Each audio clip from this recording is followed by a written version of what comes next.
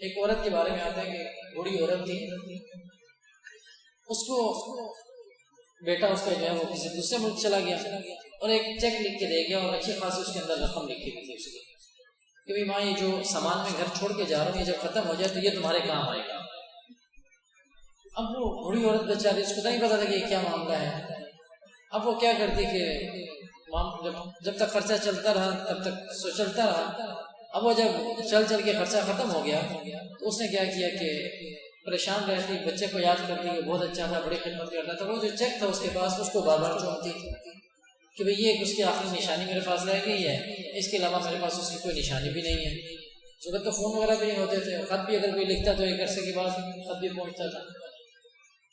وہ اس کو بار بار چومتی، اس کو سینے سے لگاتی، پھر چوم کے الماری میں رکھ دیتی اور اس کو بہت یاد ہوتی، بہت ہوتی۔ حالت زیادہ خراب ہوئی، لوگوں کو پتہ چلا، لوگوں نے کہا جا کے دیکھتے ہیں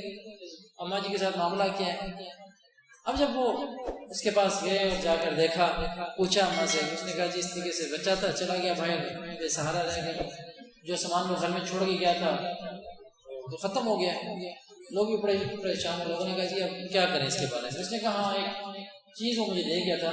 کہ جب کبھی تم کسی مشکل میں ہونا تو یہ جو ہے نا یہ مجھے دے گیا تھا کہ اس کو استعمال کر لیں۔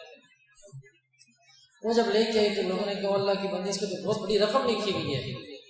آپ کے سارے مسائل کا تو حل یہی ہے، جس کو آپ بار بار چومتی ہیں، روتی ہیں، آنکھوں سے لگاتی ہیں، سینے سے لگاتی ہیں، بیٹے کو یاد کر کے واپس الماری میں اس کو رکھ دیتی ہیں اور آپ کہہ رہی ہیں کہ میرے بیٹے کی آخری نشانی تھی۔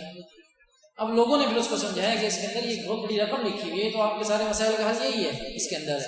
جو بظاہر اس کے مسائل چل رہے ہیں۔ تو ہمارے ساتھ بھی معاملہ یہی ہے کہ ہمارے پاس بھی اللہ نے قرآن ہمیں دے دیا، اب اس قرآن کو کیا کرتے ہیں، ہم چومتے ہیں، آنکھوں سے لگاتے ہیں، اس کے دکھ میں روتے ہیں اور پھر کیا کرتے ہیں اٹھا کے الماری میں واپس رکھ دیتے ہیں اور مسائل میں صرف نفسے میں